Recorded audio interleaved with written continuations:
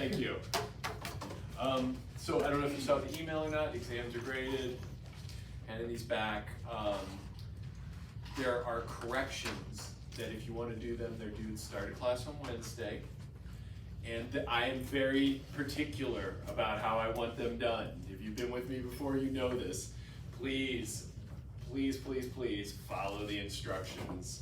And I'm mostly saying that to the folks who haven't been in here before, but I'm looking at all the folks who know exactly what I mean. So get all the details right. Include a staple. You can get back half of your points. You're welcome. And you can get back half your points on anything that's more than 1 point off. So like if I took off a point, you can't get that back. If I took off 1.5 points, you can get 3/4 of a point back. Or more, depending on the situation. And I graded this with that in mind.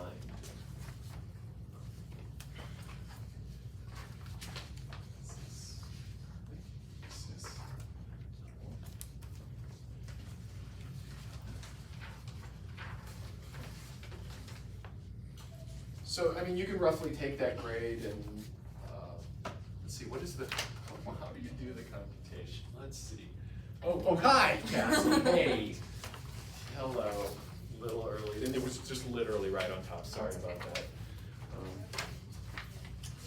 So, yeah, and make sure that I took off what, you know, like the total matches what it should be, things like that. Yeah, so let's see. So if you have x out of 100, then you take 1 minus that, and you have 1/2 added out to x. So let's see.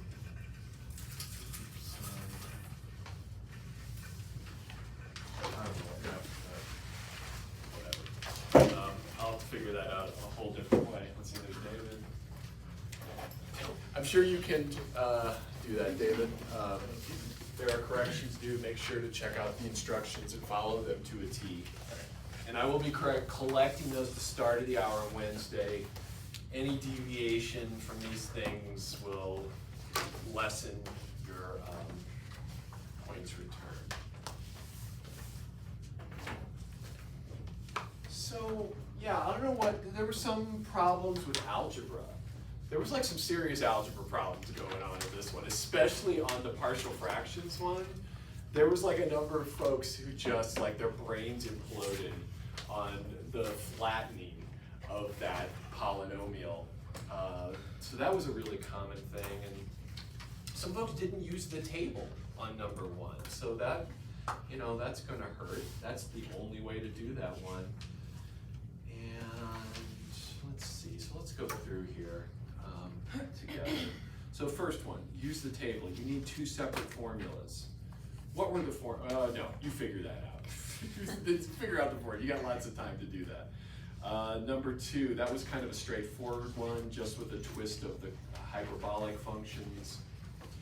Number 3 and 3A and B were parts, and I told you that in the top, but some folks really wanted to try to do it different ways. You can. Not that I know of anyway. This is interesting. Who is this? Yeah, number 4 is a partial fractions. There's like nothing crazy there. Like you can literally just knock out the coefficients like boom, boom, boom. They're ugly as hell, but boom, boom, boom, they come out. Number 5, here, that's substitution in part A. That is a substitution problem, and you still need to do the limits, so not everybody totally completed that. In fact, the one I'm looking at wasn't. And B, 5B is parts. So now you got a little extra information on how to do that. Is there any questions at all on this, friends? I mean, nobody should be like sad or upset about this. You've got like, this is like what, I forget what percent, 15% of your grade, and you can get back a good portion of it. So like everybody has the chance to have a passing grade on this, like everybody. So I don't think that's too bad. But if you want to talk about any of it, please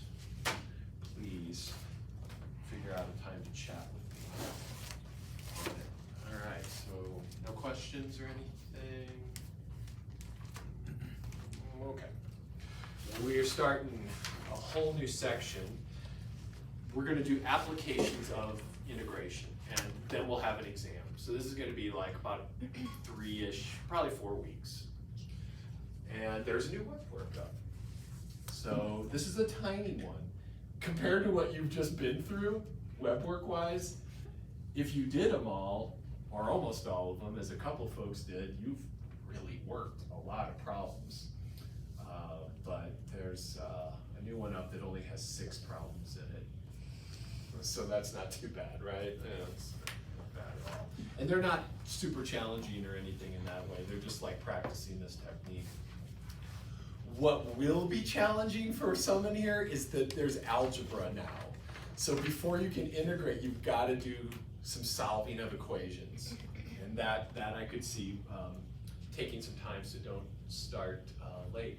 So web work, that's going to be due actually next Tuesday because it's so small. So end of the day.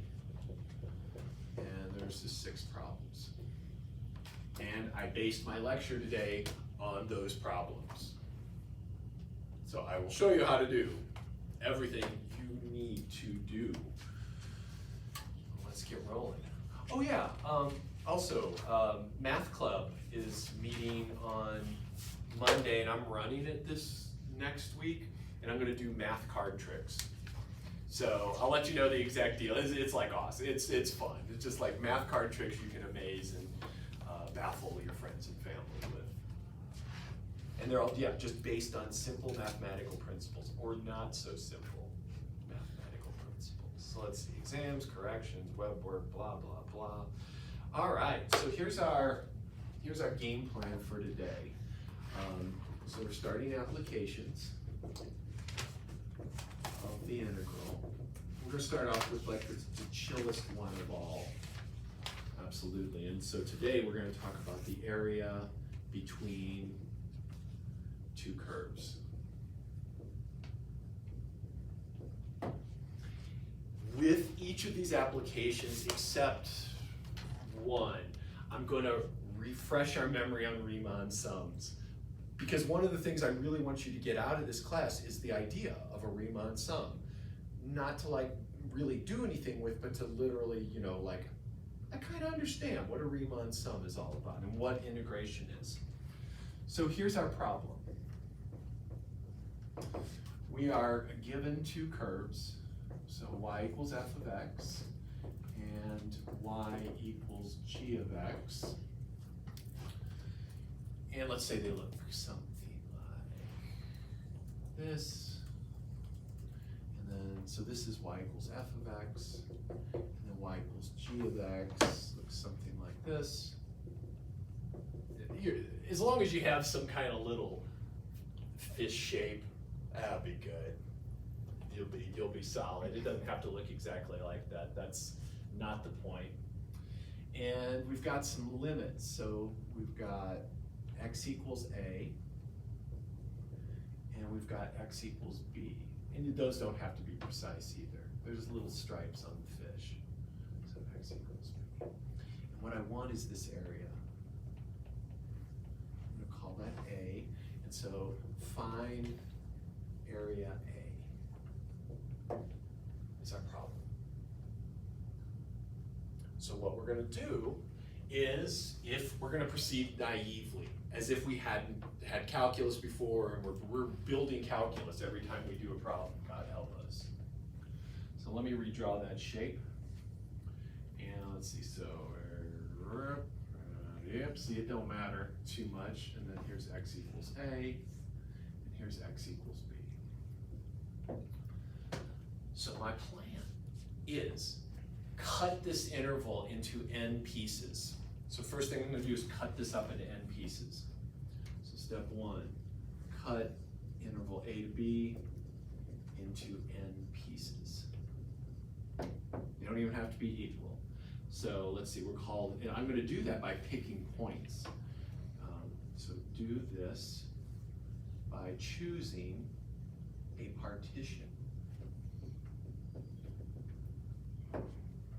So each of our applications is going to start off just like this. And then eventually you're going to know exactly what I'm about to say. You might already. So the partition is A equals, so x sub 0 is the leftmost point. And then I'm going to choose a point to the right of that, x1, and a point to the right of that, x sub 2. And I'm going to go all the way down. So here's x1, here's x2, here's x3, dot, dot, dot. The one right before the last one is x sub n minus 1. And then the very last one is the right endpoint b. So less than x sub n, which is equal to b. So I'm going to choose that partition, just picking points. Cool. So this is going to create, then step 2. Choose a representative point, x sub I star, in each of the created subintervals. So you're cutting this up. Each one of these is a little subinterval.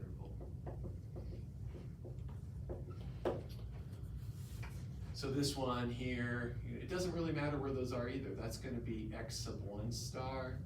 Here's x sub 2 star. And then all the way out to this very last one, that's going to be x sub n star. Do that for each one of them. So I'm going to pick n point. I don't know why I'm holding up my fingers. I don't have n fingers. N points. Move my fingers around to create variability in each of the subintervals. All right, so why am I doing that? Because what I'm going to do is use that point as the representative rectangle that I'm going to form. So I'm at this point, x sub 1 star. I'm going to come straight up, note the bottom, note the top, and note the width here. And then I'm going to use that top point as the top of my rectangle and that bottom point as the bottom of my rectangle. So what I'll get there is a little rectangle just like that. So let me try to put that in some words for us. Above each subinterval,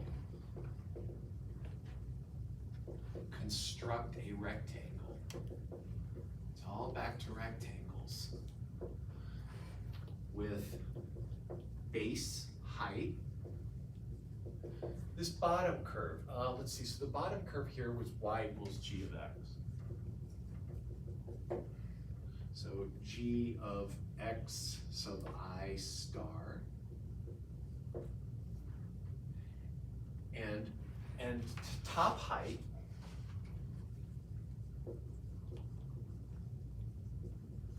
f of x sub I star. And then I want to point out that the f and g could be any function names. They could even be reversed. Really, this is just the bottom curve. That's the key thing. This base comes from the bottom curve, and this comes from the top curve. One will always be above the other. And width, delta x sub I equals, so delta x sub 1 is x1 minus x0. Delta x2 is x2 minus x sub 1. So delta x sub I is x sub I minus x sub I minus 1. And I'm going to do this for all n subintervals. Cool. And then when I do that, I'm going to have these little rectangles. Let's see, this next one's going to look like this. Go straight up to that height there. And then this one, ooh, this one is really tiny. I didn't pick a point in there, but I'm going to do it. You don't have to in yours, but it's just important to really just understand what I'm doing here. Like that, all the way across down to this very last one, which is, let's see, right there, there, so. And then put a little ellipses in there because we don't know how many rectangles there are. So cut the area up into rectangles. That's the nice summary. Cut it up into rectangles add up the areas of the rectangles and you have the approximate area. This is the idea. This is the idea of this whole class. Except for one little bit at the end. It's not even a little bit, it's about a month. But this is basically the idea of this whole class. So 4 is add up the area of these rectangles. And this is where our formulas are all going to come from. Everything we do in this next month starts like this. This is what is going to differ, and it's going to produce formulas that we're going to use. So you're just going to have formulas to use. We have to build them. Add up the area of these rectangles to get, so let's look. The first one has delta x sub 1, that's its base. What is the height of this rectangle? Let's label some things. So the top is f of x sub 1 star, and the bottom of this rectangle is g of x sub 1 star. You pull that rectangle out so you can see it. It looks like this. So the top has height f at x sub 1 star, and the bottom has height g at x sub 1 star, and this width is delta x sub 1. How do I find the area of that rectangle? I mean, how do you find the area of any rectangle? Base times height. We've got the base, it's this, I put it up there. How tall is this thing? And we don't quite know. Here, like maybe here's the x-axis, right? So it's kind of floating out there. This is the y-coordinate of the bottom. This is the y-coordinate of the top. What is this height? So you take the f minus g. Top minus bottom. Yeah, exactly. Top coordinate minus bottom coordinate. If this is 10 and this is 3, the height is 10 minus 3, 7 units. So this is going to be f at x sub 1 star minus g at x sub 1 star. And I'm going to put that right inside here.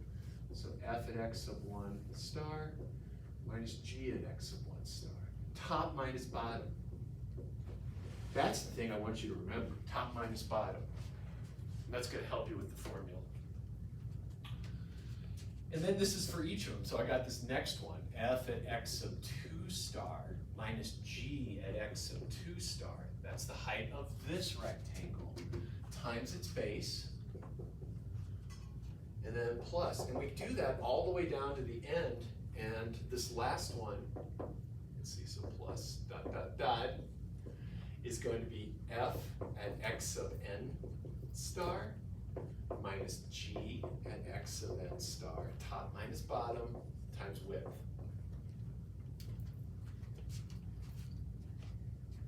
That's the approximate area.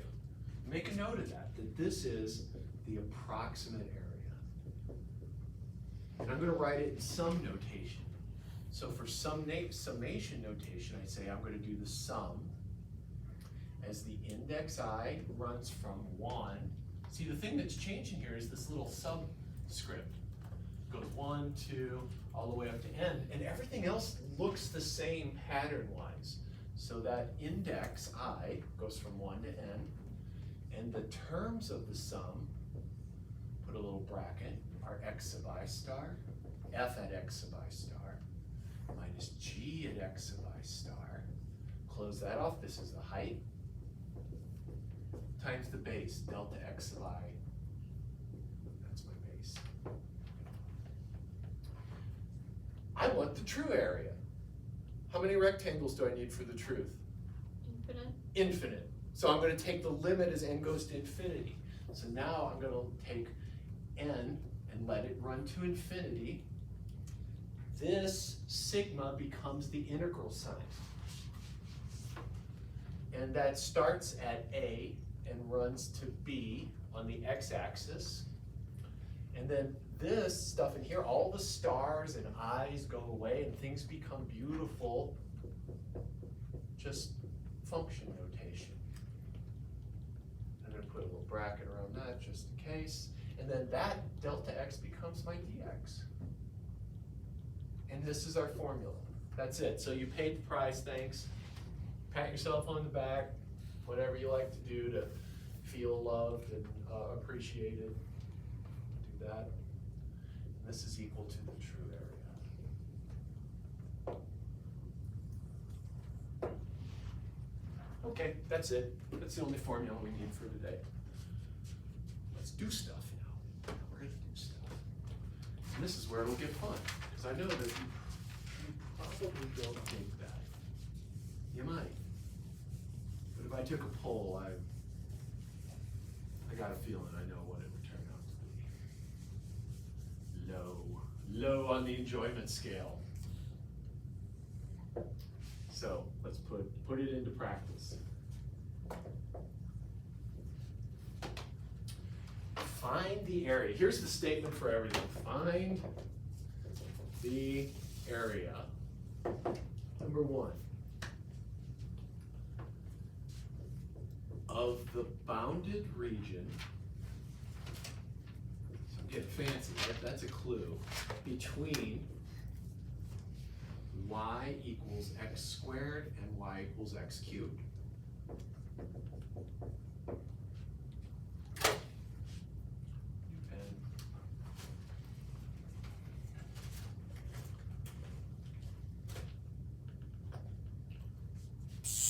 Get a picture. You gotta have a picture for this stuff. Do I have the right glasses? Oh shit, no wonder everybody's double. I told you about my double vision. I've got multiple pairs of glasses and it has not been good. This is the good pair for distance. There we go. Much better. I was thinking my eyes were corroding even more. So, y equals x squared is ye olde parabola.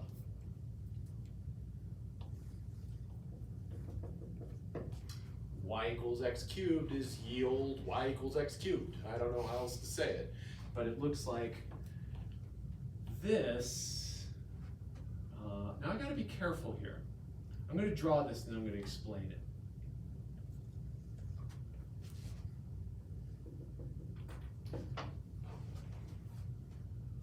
So let's look at the statement of the problem. Find the area of the bounded region. So that's why I need this picture. There's lots of regions between these two curves. Like here's a region, but it's not bounded. It's clearly infinite. It just keeps growing. Here's an area between the two. That's not bounded either. That keeps rising. This is the area that I want. Right there. So now look at what I gotta do. I've got a couple of things. First off, I have to know who's the top curve, who's the bottom curve, and where is the x range. So this is going to be my start, and this is going to be my end, and I need to make sure that I understand exactly what those are. So let's find those first. Step 1 here, and this will be when you have multiple curves, you'll have to figure out where they intersect. That'll be the first step. Step 1, find the start and end x coordinate. Coordinates. So that means notice the y coordinates of those points are the same in both places. So I just set the two equations equal. So set equations equal to each other. So I've got x squared equals x cubed, and I have to solve. So that's going to be, this is the part that I was saying, I could see there's going to be some sticky wickets. Say a really weird old English phrase that like people only say in movies probably.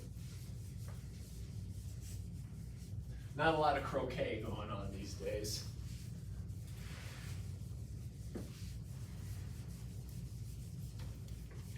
So let's solve this. To solve an equation, get 0 on one side, no matter what that equation is. So move everything to one side. You can go to either side. I'm going to go to the left just because it'll look a little odd, but it's going to be totally okay. So step 1 is get 0 on one side after setting equal. Shift everything over. Step next is factor. Do not divide by things. You will lose roots. So we have to factor here. Then factor. What can I factor out of both these terms the most? X squared. Thank you. So factor an x squared out. I'm left with a 1 minus x, and that's equal to 0. After you factor, you'll have a product of things. So this, let's just put the note here. This will result in a product. And the product's going to look like this, this, whatever. Who knows? You know, so hopefully not. Hopefully not like 10 factors. But it doesn't matter because I got them all equal to 0. One of the cool things about our number system is if a bunch of stuff multiplies to be 0, one of those things has to be 0. That's the only way you can multiply things together to get 0. Now there are number systems where that's not true, but they're weird, and you have to go to like MT423 to get there, so don't worry about it. What's up? Oh, nothing. Oh, okay, okay. So, okay, yeah, sorry, Fernanda. Yeah, didn't mean to throw either of us off, and I did both. No, you didn't do it. No, and I didn't. Then I was like, I don't want her to feel bad because I'm like, listen, you're great. Control your allergies, guys. Yeah, exactly. Come on. So, one of these things has to be 0. So set each factor equal to 0 and solve it. So you get a bunch of little sub-problems. So here, I'm going to get x squared equals 0 or 1 minus x equals 0. Now you might have other ways to solve this, and that's cool. Everybody's learned different techniques, but this is why your method works no matter what your method is. So this top one, x squared equals 0, just says x equals 0. That's easy. Take the square root of both sides. This one down here says x equals 1. Add x to each side. Subtract 1 from each side, then multiply by -1. So now I know my start and end. And so this is going to be 0 and 1. Let me stop and make sure you're with me. And if there's any questions.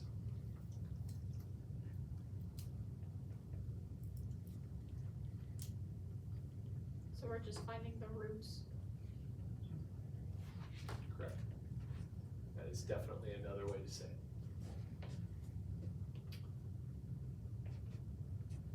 And we're going to do a bunch of these today, so we'll get lots of practice, and then you'll get 6 practices. So next step is figure out who's the top and bottom curve.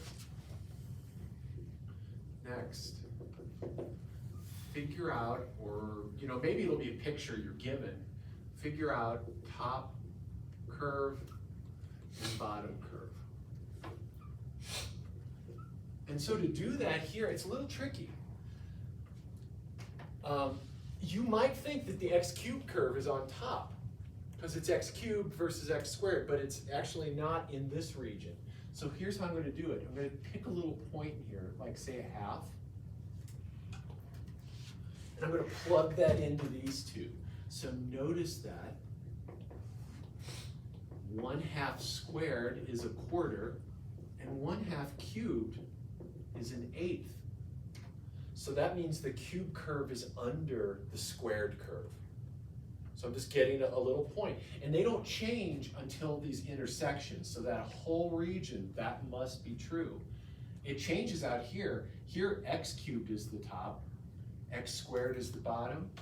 Here, x squared is the top, and x cubed is the bottom. So here, things are switching in these different regions. You got to just be careful with that.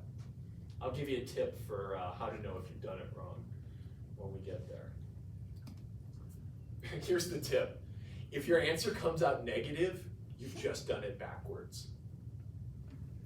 That's all. So if you get -7, you probably did it backwards and the answer's 7.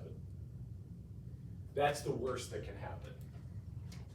Okay, so figure out top and bottom curve. So here we have top is x squared, bottom is x cubed. Finally, we're done.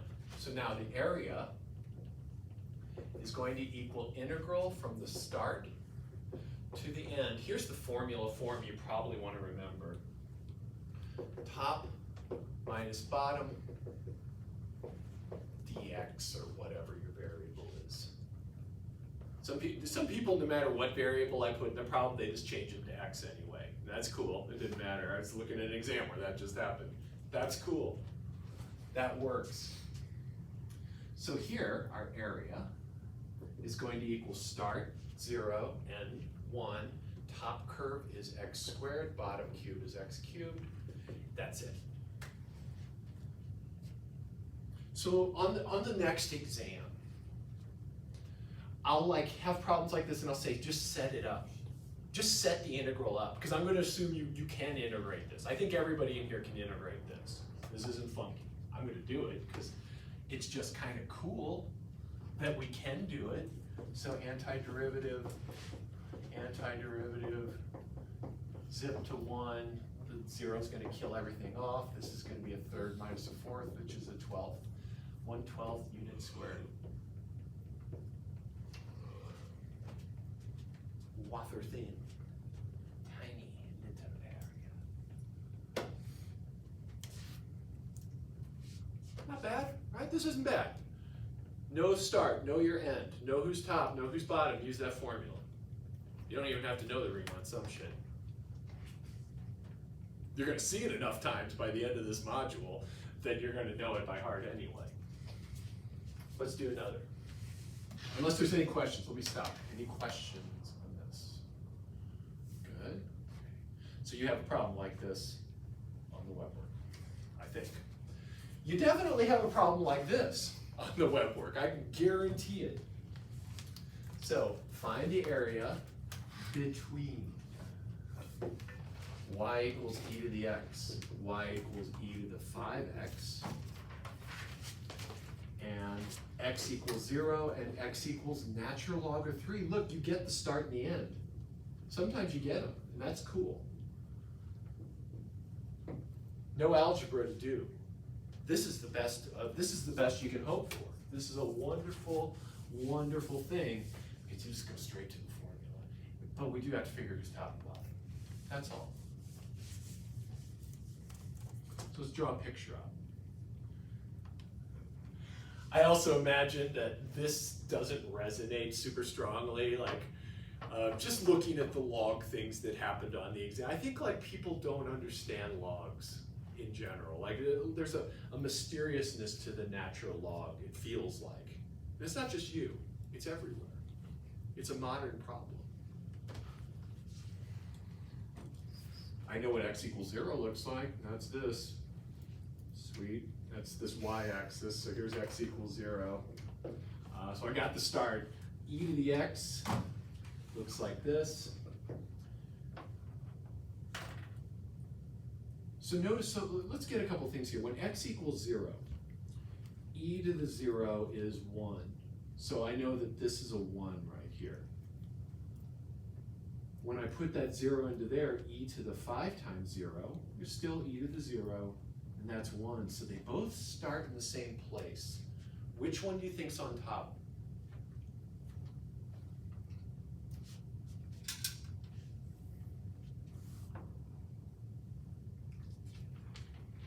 You could get a calculator out for this, right? Or make graphs. You could go to Desmos and get a graphing calculator. But which one do you think's on top? Which of these two numbers do you think is bigger? E to the 5, right? That's freaking huge. This is like 2.7. This is like, God, I don't even know what 3 to the 5th is, but it's a lot, 200 something. So the e to the 5th one is on top. So here, our e to the 5x is on top. And we run up till natural log of 3. So let's just pretend we know what that is. It's right there. And I want this little area. So could you set up the area integral, please? What's the area integral look like for this region, A?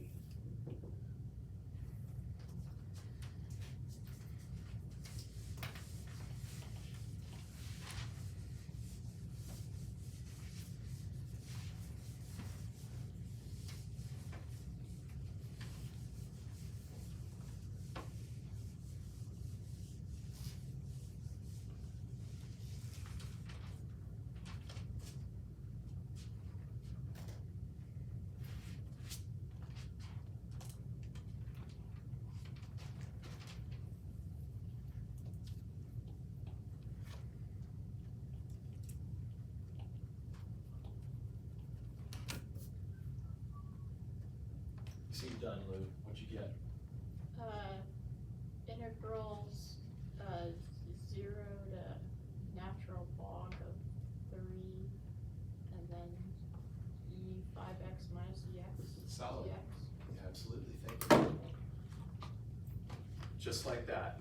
If this was an exam, you wrote that, you smoked it. Nice. Can you do it? You can do it. Yeah, let me remind you of a couple really lovely rules that almost no one used on the exam that I could tell. Integral of e to the kx is 1 over k e to the kx. You're going to use that all the freaking time. That should be on every sheet for every exam in this class. So now that means this is 1/5 e to the 5x minus that k. Here's k is 1. Boom. 0 to log 3. I do want to work this through because I want to talk about logs today just a touch. Just a bit. So let's plug in the natural log of 3. Minus e to the natural log of 3. And then I'm going to pull that off. That's all just this plugging in the log 3 minus, put parentheses or brackets. Now plug in the 0.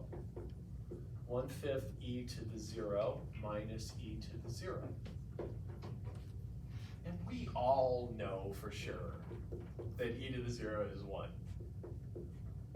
I don't want to know if you don't. So let's just say we do.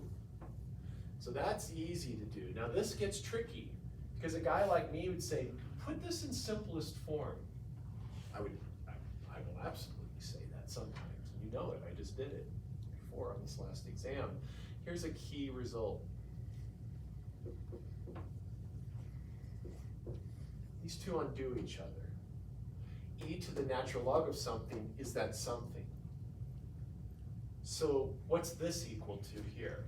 3. Yep, solid, thank you. Now this one isn't quite in that form yet, because it's e to the 5 times natural log. It's not just e to the natural log of something. I need to bring the 5 up inside, so I'm going to use a log property that says k times a log of something, you can bring that exponent up inside. So this is going to equal, let's just kind of write a next line here. This is 1/5 e to the log of 3 to the 5th minus 3 minus 1/5 minus 1. And now we can undo it. Now I can undo this thing. And so this is 1/5 3 to the 5th minus 3 minus, or plus 4/5. If I simplify that all out, I don't know, I feel compelled to do these things, so I'm going to do it. This is 243 fifths minus, shit. Now it gets hard, let's see, so that's 15 fifths.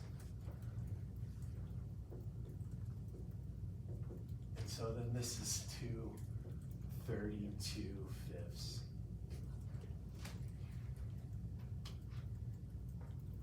That's kind of fun, soothing. Nice little math Legos, right? Building little Lego things, Minecraft things. All right, questions on that? Next,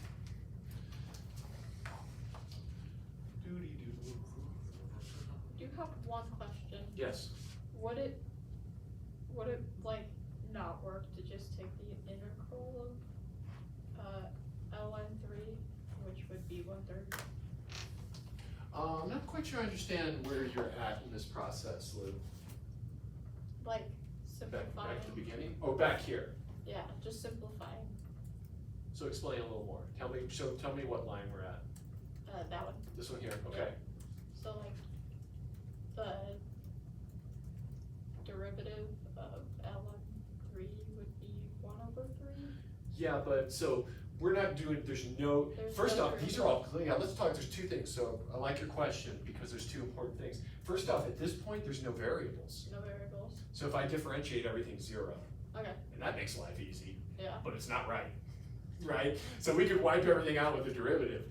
So we don't want to do that. And then once we're started down this road, we would only ever differentiate if we were doing U substitution. Oh, okay. Or parts or something like that to make this doable. Is that kind of, yeah? Cool. All right, one more here. So I've got y equals x squared. X plus y equals 2. And I also have the x-axis. Uh-oh, 3 things. Seems like a good thing to end the day on. This probably still isn't quite what I wished it was, but it's all right. Let's draw pictures. So this one we know, that's yield parabola. I'm gonna hold off on drawing it because I want to understand this first. This is a line in the form y equals mx plus b. I could make it that way, right? So this is actually y equals negative x plus 2. I usually do that just to understand it, so I can look at it and kind of know the slope is -1, the y-intercept is 2. That helps picture all of this. So let's draw that line first. So intercept of 2, slope of -1. This is one way to do it. What's another way to draw a line? It's another good way to get the picture of a line without doing this stuff. What would you do if I said, here's an equation, if I said this?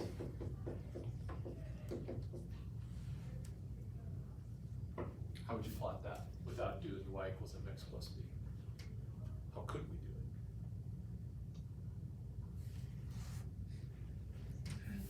One of them 0. There you go, solid. Thanks, Cassie. Get the intercepts. Right, this is the low-hanging fruit. Let x equal 0. Y equals 12/7. Let y equal 0. That's the x-axis. X equals 4.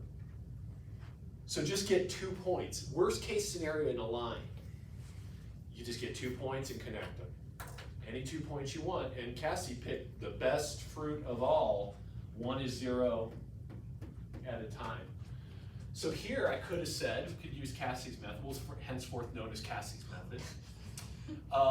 When y equals 0, I'm on the x-axis, x equals 2. Boom. On the y-axis, y equals 2, when x equals 0. Boom, draw a freaking line, done. So that's that, and then I've got y equals x squared. Now let's see, let me be careful here, because there is some, over here things are going to touch, and then kind of over here things are going to touch. So let's see, so over here we got like this, and 1, 1 is definitely on that parabola, so check it out, I actually know the point of intersection there. But I don't know this. So let's find them. I'm going to take this equation and set it equal to this equation. So to find the intersections, set negative x plus 2 equal to x squared. Now this is going to actually be a little more interesting than I was. Maybe, oh no, this isn't going to be, this isn't too interesting. There's no like quadratic formula needed, which is, it's getting a little bit of adrenaline rush. thinking about that. So I'm going to get 0 on one side. I'm going to subtract all this stuff off both sides, move it over, so I get x squared plus x minus 2 equals 0. Let me know if that makes, if you're cool with that. So I've kind of done a couple things there, right? I moved in one side and then I flipped the equation. Can anybody help me factor this?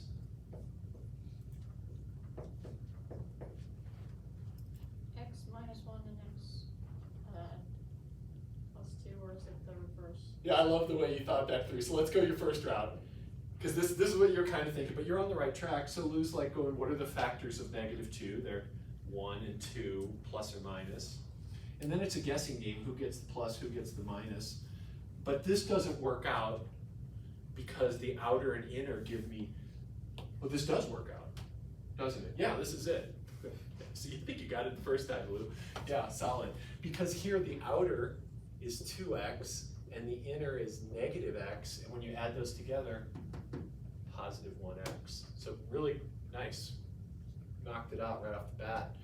So now I've got that times that equals 0, so this equals 0, or this equals 0. So x equals 1, or x equals -2. You might need the quadratic formula. Look it up. If worst comes to worst, you're like, I have no idea how to factor this. Ye old. The hell formula. Oh, come on. Come on. Don't do this to me and then say that. And this is for ax squared plus bx plus c equals 0. Right? That's, you don't even have to look it up anymore. So we knew the 1, but maybe we didn't. That's 1. And then this over here is -2. Can you set up the integral, please?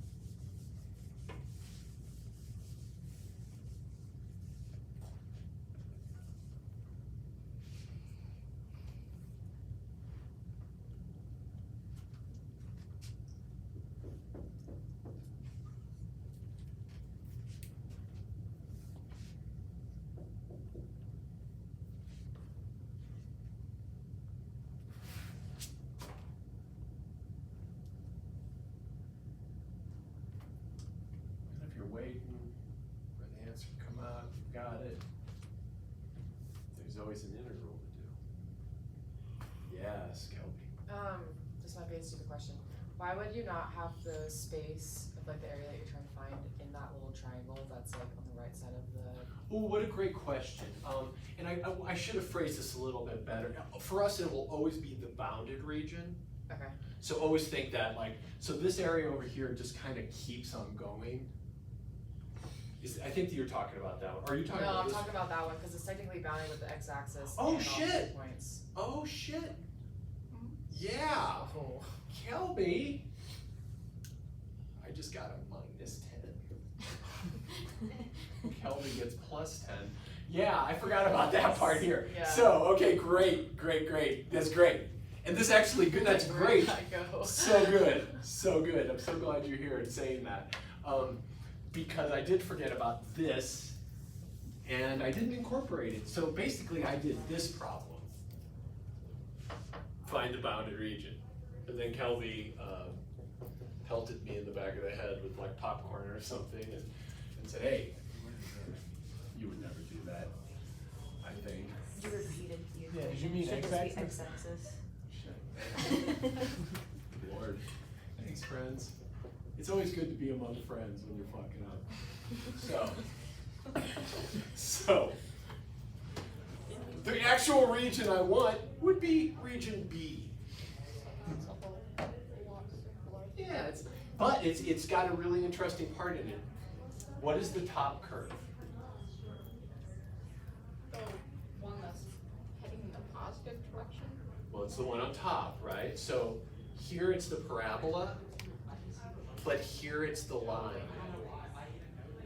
So the top changes in that region. Let's draw that really quick right over here. So this region looks like this. And then this is 1. We figured that out. And then this comes down like this. And this is 1, or 2. I'm ready for the weekend. And here's the bottom curve, and it's just y equals 0. So here we have y equals x squared. Here we have y equals Negative x plus 2. negative x plus 2, thank you. At this point, you're like, somebody's got to drive. Let me grab the wheel for this guy. Fair enough. So we actually have 2 areas we need to set up 2 integrals. Because the top and bottom change. Aren't you glad? Sorry guys. No, it's great. No, it's great. Because this would have been in the homework, and everybody would have been like, "You told us this." Come with pitchforks on Monday. So, so we actually have 2 areas. Let's just set it up, and we'll be done. Wouldn't it be B? What? Wouldn't it be B? Because we already found area A. Oh yeah, but now that I put subscripts in, you're right, Cassie. But the subscripts made it different than A. For real. So the area, so area B equals B1 plus B2, and notice here there's a change of top curve, and there could be a change of bottom curve depending on how this was all set up. So here's another tip. When the bottom curve is the x-axis, you don't even need to subtract it off because you're just subtracting off 0. So when bottom curve equals x-axis, nothing to subtract off.